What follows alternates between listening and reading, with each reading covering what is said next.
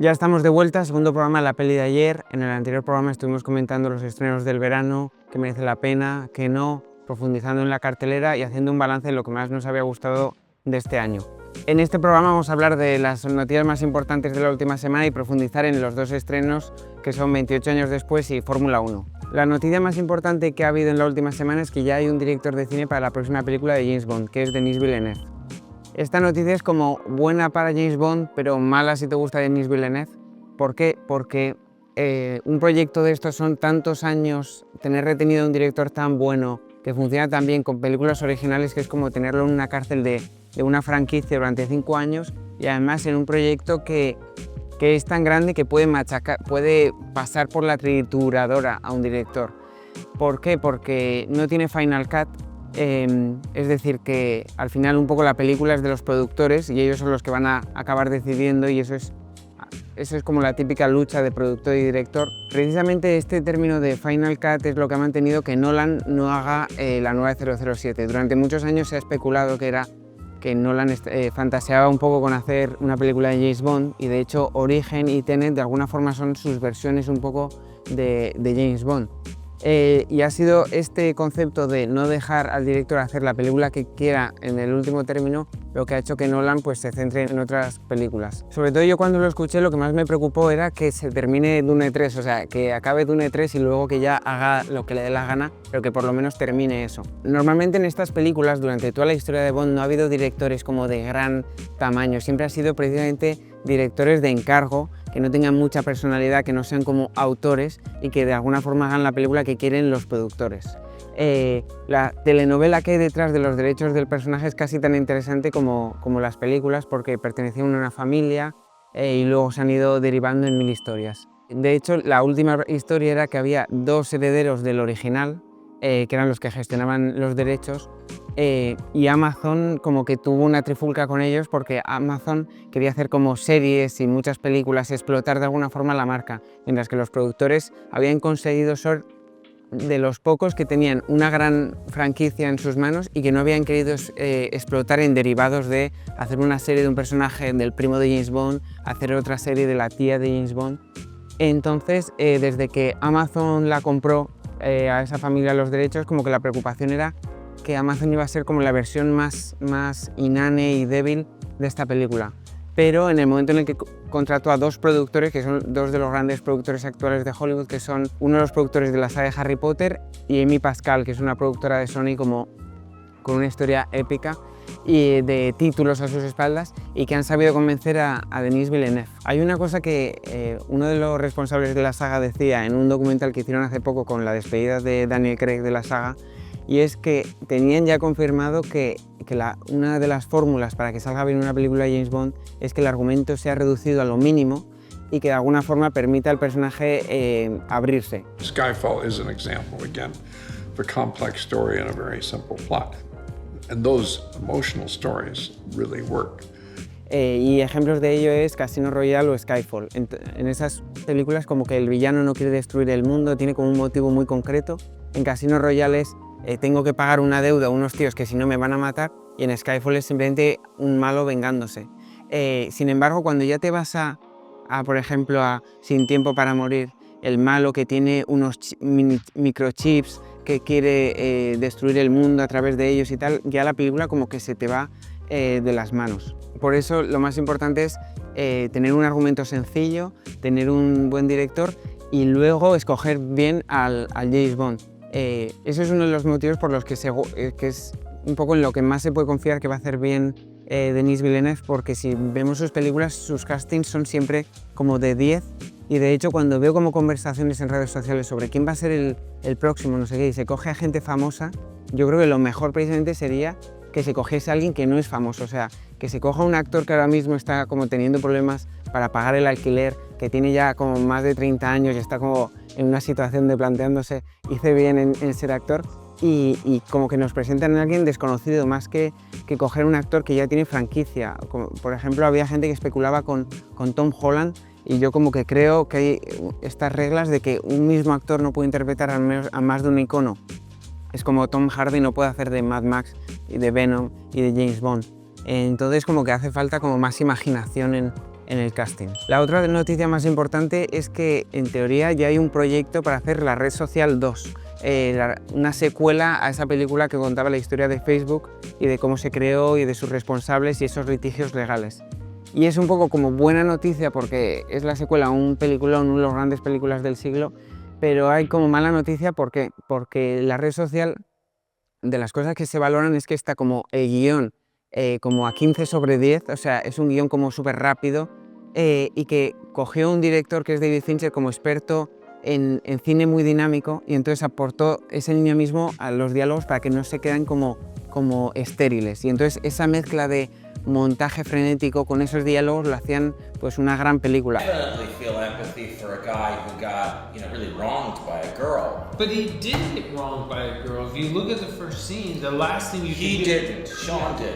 Otra de las cosas buenas que tenía la película es que tú terminas la película y aunque la veas varias veces nunca vas a saber bien de qué lado están los responsables de la película, si están al lado de Mark Zuckerberg o si están al lado de los gemelos Winklevosses o si están del lado del personaje de Andrew Garfield. Como que de alguna forma hay un espacio entre lo que propone la película y lo que tú te lleves de opinión sobre si Mark Zuckerberg es realmente el creador de Facebook o no. Entonces ese espacio para dejar a la audiencia decidir es algo como que cada vez se ve menos y entonces, ¿qué es lo que se ha anunciado? Que el guionista va a escribir y dirigir la película. Entonces, ¿por qué eso es como preocupante? Porque el guionista, todas las películas que ha dirigido, son películas como muy moralistas, que de blancos y negros, en el que está muy claro el bien y el mal, y entonces esa fórmula es como muy aburrida. Y de hecho es que como que la sinopsis que han entregado sobre de qué irá la secuela es sobre las elecciones de 2020, qué papel jugó Facebook en que ganase Trump, la ansiedad que transmite Facebook en los jóvenes, o sea, mensajes como unidimensionales, básicos, que no aguantan un segundo visionado. Entonces, por eso es un poco la mala noticia. Entonces, lo ideal sería que se viese la película y la dirigiera Fincher, pero eso nos lleva a la tercera noticia que quería comentar, que es que se ha terminado la tercera temporada de El Juego del Calamar, esta serie de Netflix, que a mí siempre me ha dado igual y me ha parecido un poco absurdo su éxito, pero a Netflix le ha funcionado y que anunciaron que querían hacer como una adaptación estadounidense y que Fincher iba a estar a manos de ello, principalmente porque Fincher tiene un contrato con Netflix de varios años para producir solo para ellos y entonces como que tiene muchas cosas en sus manos. Lo único que sabe de esta adaptación es que empezará a rodarse en diciembre y que Cate Blanchett estará al frente. Lo único bueno que se puede esperar un poco de este proyecto es que sea un poco más salvaje que la versión coreana que hemos visto hasta ahora. Un proyecto que sí que nos apetece Fincher es que es de alguna forma una secuela a Érase una vez en Hollywood. Tarantino ha escrito como varios guiones alrededor de esa película que no piensa dirigir y al parecer, según dicen, como que Brad Pitt leyó una de esas historias y le dijo a Tarantino, ¿tú estarías dispuesto a que alguien que no fueses tú lo dirigiese? Y dijo Tarantino, bueno, pues depende de quién. Y le dijo Brad Pitt, pues dame media hora. Y entonces como que a la media hora ya había hablado con Fincher, con quien ha colaborado varias veces, y tenía el ok. La ruedan este verano. Well, this is something Quentin wrote as an episode, not really a sequel, but an episode of the character from Once Upon a Time. And but he didn't want to direct it at this point. And my friend David Fincher, our mutual friend David Fincher, stepped in to direct it. So we're doing that for Netflix. We're going to start in July, and it should be really fun. Yeah, it should be good fun. ¿Y por qué apetece esto? Porque ya en la novela que hizo después de la película, que contiene como muchas cosas que no salen en la película, es como una versión más salvaje de la misma, sería interesante como que ver ese mundo como en una película y además con el cheque en blanco de Netflix de puedes hacer un poco lo que quieras sin el miedo de un estudio de tener que tener un buen estreno en taquilla o polémicas sobre muy violento o muy gore. Como curiosidad, hay un monólogo en este libro como muy bueno del personaje de Brad Pitt y a Tarantino le preguntaron si después del monólogo de Malditos Bastardos le parecía que había escrito algo mejor y dijo, para los que hayan leído el libro saben que el monólogo que hay de un chulo putas a Brad Pitt, al personaje de Brad Pitt en este libro, creo que es lo siguiente mejor que he escrito, o sea, hay como mucho espacio para lo salvaje y entonces eso es lo que lo hace interesante. Durante la promoción de Fórmula 1 Brad Pitt ya ha dicho que la rueda este verano, o sea que muchísimas ganas de verla. Cuarta noticia que me parece interesante es que salía en Variety una noticia que una encuesta que habían hecho a dueños de empresas exhibidoras, o sea, los que ponen los responsables de los cines, y les preguntaban cuánto crees que le queda a los cines, y como que la encuesta salía que la mayoría creían que les quedaba 20 años. Me parece interesante porque se afronta como ese problema de los cines, de cada vez se va menos al cine y tal, como si fuera como de una bola de cristal de qué pasará en el futuro, y no prestando atención como a cosas que se podrían hacer o cosas que se están haciendo mal ahora. Porque claro, uno de los problemas es que va cayendo un poco los ingresos de los estudios en Hollywood, pero no descienden los malgastos que tienen estas superproducciones enormes, ¿no? O por ejemplo, no se tiene en cuenta si estas superproducciones, que son las que pueden llevar a un estudio a una bancarrota, ¿no? Una película de 200 millones con una marketing de 100 millones, son ese tipo de títulos y apuestas los que hacen que de repente varias empresas se vayan al garete. Pero claro, si usase la inteligencia artificial para esos proyectos, que redujesen un poco costes de producción, como que habría una industria paradójicamente más saludable y con menos riesgo de perecer. Otro tema sería, por ejemplo, que el concepto que tenemos de cines luxury, de asientos, fuera como un nuevo estándar, porque si no, no hay forma de competir con un sofá. Para mí como que solo hay dos opciones, o los ingresos van cayendo y solo se van haciendo películas que se adecúen a ese nivel de demanda, o se va todo a la mierda y vuelve como dentro de 20 años con una nueva tecnología que realmente tenga algo que ofrecer. En febrero fue la CinemaCon, que es una feria que se hace en Las Vegas, donde están ahí todos los distribuidores, y todos estaban cagados porque llevaban unos meses terribles y todavía no había aparecido el gran hit del año, que 2 semanas después se estrenaría Minecraft, y de alguna forma que a todo el mundo le devolvió un poco la fe en ese sistema de distribución. Pero también se insistía en esa feria un poco la importancia de respetar mucho como los tiempos desde que estrenas en cines a que llega a plataformas, porque si no, la persona media no se va a molestar en moverse, porque ya existe este concepto de me espero a que la saquen en plataformas. Entonces se ha caído en eso de alguna forma para obtener como dinero rápido, pero está ese coste de a largo plazo de meter a la gente en la cabeza la idea de no hace falta que te muevas porque te lo voy a dar en la mano dentro de unas semanas. Otra noticia que está en las últimas 2 semanas, que ha sido como muy divertido de ver en redes sociales, ha sido que The New York Times ha ido haciendo como encuestas sobre las mejores películas del siglo. No sé muy bien por qué las listas funcionan tan bien, porque yo creo que nunca nadie ve una lista y se apunta a una película y luego la ve. Es como simplemente para tener concepción de sé lo que es bueno o no.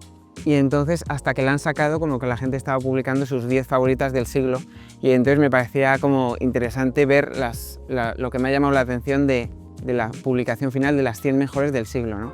Que además son las 100 mejores del siglo, pero hay que añadirle como estos matices de 100 mejores del siglo que se han hecho principalmente en Occidente y todavía más principalmente en Hollywood, porque no terminamos de prestar atención tampoco demasiado, no nos vamos a engañar, a lo que se hace fuera de Occidente. Entonces, lo que más me ha gustado es que está en el top 11 La Red Social y Mad Max Furia en la Carretera, que son como estos 2 antagonismos, ¿no? De peli de guión y peli como prácticamente muda de acción brutal. Eso me ha encantado. Me ha extrañado que Mulholland Drive esté como la segunda película mejor considerada. Me ha llamado también la atención que Déjame salir esté en el top 10. Me parece así un poco extraño.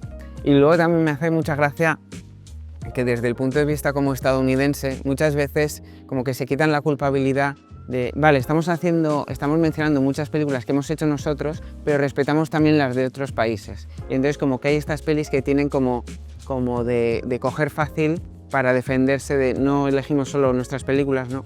Y entonces, por ejemplo, si se van a Oriente Medio, cogen una separación. Si se van a Latinoamérica, cogen Y tu mamá también. Y como que cogen estas pelis como exóticas como para protegerse de que les critiquen de solo pelis de blancos. Y me hace mucha gracia.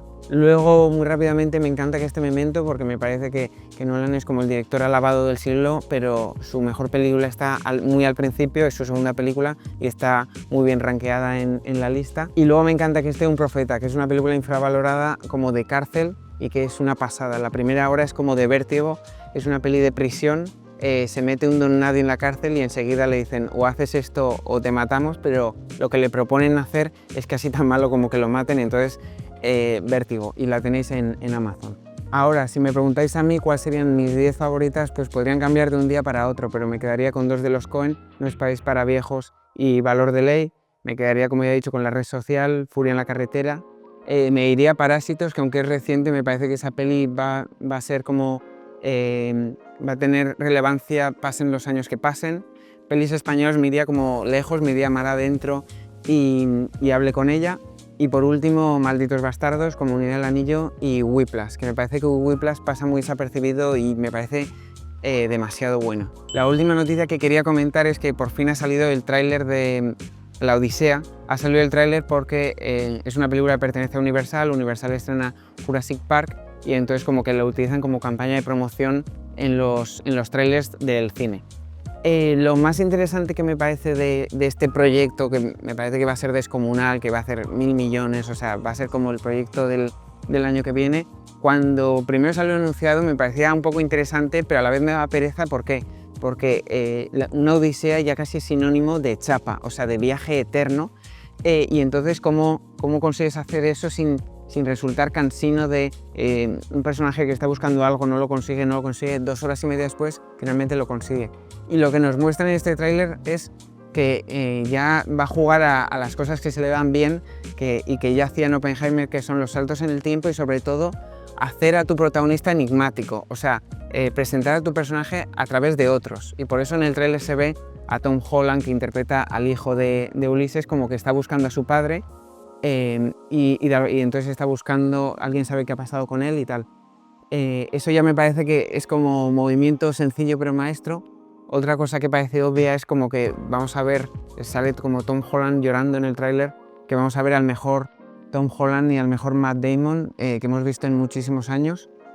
No sé cuál es como la obsesión de Nolan con Matt Damon, porque lo quería para interpretar a Harvey en El Caballero Oscuro, luego lo cogió para Interstellar, luego lo cogió para Oppenheimer, que a mí me parece que es un actor muy bueno, pero que su trabajo está años atrás, igual desde Infiltrados, tiene como un trabajo como muy seco y menos interesante, y me parece llamativo que este tío no pare de llamarle.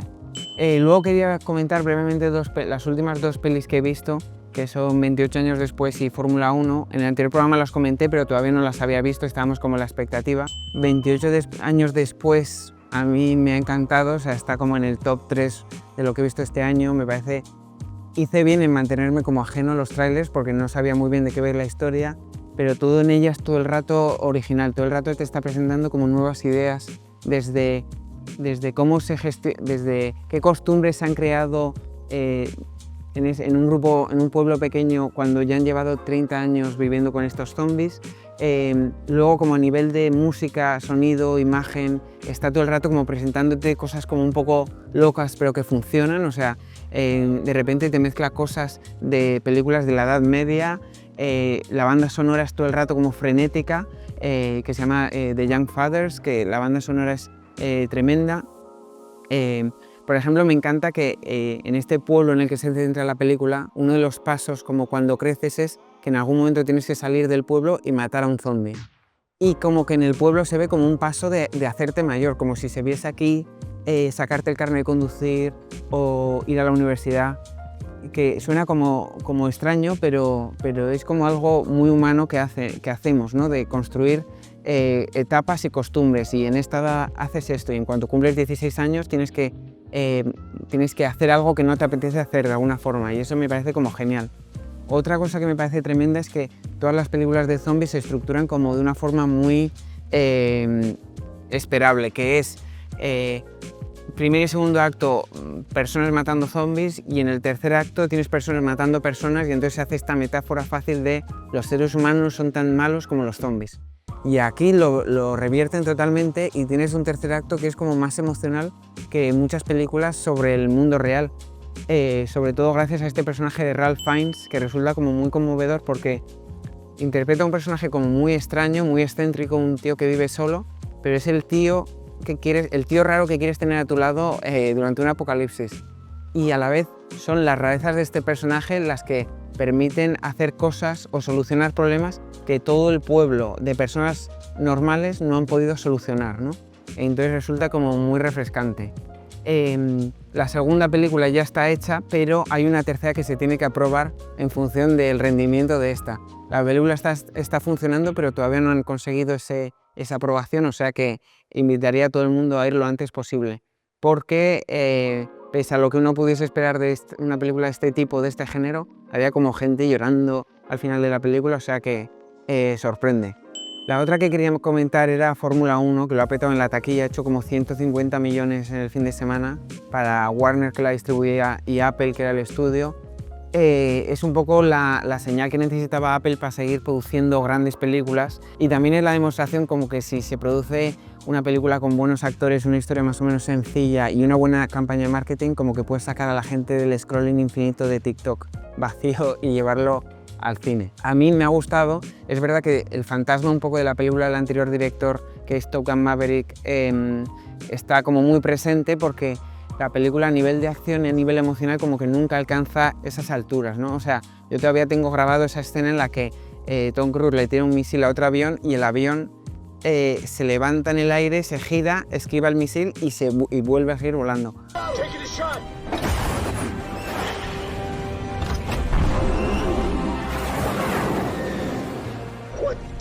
No hay, en ningún momento hay como una escena de quedarte impresionado con los coches, pero el nivel de acción, la banda sonora, los actores, es todo como muy atractivo continuamente. De hecho, la estética es como súper publicitaria, todo es como súper pulcro, toda la ropa que llevan es como ropa que están estrenando ese día, todos los espacios son como la primera vez que entra alguien. De hecho, lo único que parece como que parece vivido son las cicatrices en los tatuajes del personaje Brad Pitt, si no, como que todo resulta como que no te lo terminas de creer. Eso en contra de la peli, pero a favor tiene como muchas cosas, tiene como escenas de acción chulísimas. A mí me ha faltado, es verdad, como cierto riesgo, ¿no? O sea, me hubiera encantado que con todas las cámaras que ponen en el coche de Fórmula 1, que me hubieran hecho sentir que es salir de la línea de salida y las primeras curvas y poner en la primera posición, o en la posición que sea, pero cómo resuelves un poco esa salida en un espacio pequeñísimo con muchísimos coches. Pero aún así la película es un éxito, la banda sonora no me la puedo quitar de la cabeza. Cuando la estaba viendo me pasó eso de que cuando la ves no te das cuenta, pero luego la empiezas a escuchar y te gusta casi más que la película. Luego tenemos a Bardem ahí de personaje secundario, que está bien, sobre todo con un papel muy complicado, porque en las escenas de Javier Bardem es él reaccionando a una pantalla en la que probablemente no tiene nada salvo una pantalla verde, y tiene como que estar ahí emocionado de perder, ganar, y eso me resulta imposible. A veces canta un poco la traviata, o sea, como que no está viendo nada. Muchas veces hace esto de que, como el propio personaje es español, de hecho se apellida Cervantes, hace esto de que las reacciones inmediatas las hace en español y luego sigue hablando en inglés, muy curioso. Pero vamos, una película muy buena que quiero volver a ver, y que la calidad en la puesta de escenas hace imposible que sea como un producto olvidable más de Hollywood. De hecho, hay un detalle que me encanta, que es que como todo es tan estético, la ropa es tan perfecta, te venden a Brad Pitt como un tío que en lo profesional es increíble, pero en su vida personal está como patas arriba, y sin embargo le ponen unos suéteres de estos que solo ves en las pasarelas de moda, pero que luego la gente real, la gente normal nunca lleva. Pues esa es la ropa que se le ponen. Pero bueno, una película muy buena. Ahora que la política está tan en auge, que está llenando titulares como la política española, hay una cosa que me pareció interesante relacionarla con el cine y las series, porque yo no sé si Pedro Sánchez ve series, pero sé que sus asesores seguro que sí, porque hay muchas veces que veo que dice frases que vienen de series míticas, y hay dos ejemplos como muy sencillos, que es que hubo un momento que decía, aseguraba, hay que seguir la pista del dinero. Como dicen en las novelas policíacas, siga la pista del dinero. Y tal, que esa es una frase mítica de The Wire, en la que unos policías están siguiendo a unos narcotraficantes y no están consiguiendo nada, y entonces se dan cuenta de que tienen que dejar de seguir la droga, porque la droga solo te lleva como a camellos o a yonkis, y tienen que empezar a seguir el dinero, porque seguir el dinero nunca sabes a dónde te va a llevar. You follow drugs, you get drug addicts and drug dealers. Get hands up! Get down! But you start to follow the money, and you don't know where it's gonna take you. Y me pareció como alguien se ha dado cuenta de esto. Y luego la segunda que me pareció todavía como más explícita es que se estrenó el primer capítulo de Succession de la 4ª temporada en el 23, yo creo. Y entonces este padre, que es como un titán de los negocios, está tomándose un café, mira a su alrededor y dice, si es que esta gente son pigmeos, aquí me siento un gigante. I'm 100 feet tall. These people are pygmies.